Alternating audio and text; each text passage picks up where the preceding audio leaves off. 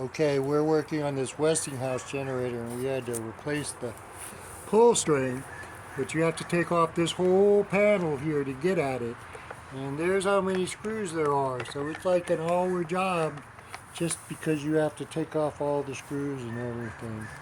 These enclosed generators are not good. I don't know what you get out of them. I don't see why the real benefit of it. Do you, except for quietness? Quietness. I mean, other than that, they're just a pain in the ass, right? Yeah. My opinion of a generator is the simpler the better, because then there's less things to go wrong. Yeah. Those dual fuel ones, Get a real loud one and a muffler and weld that motherfucking muffler to it. that's Charlie says, get a real loud one and then just take it, like you said, weld a muffler to it and you'll be all good. That's the redneck answer right there. Yes, sir.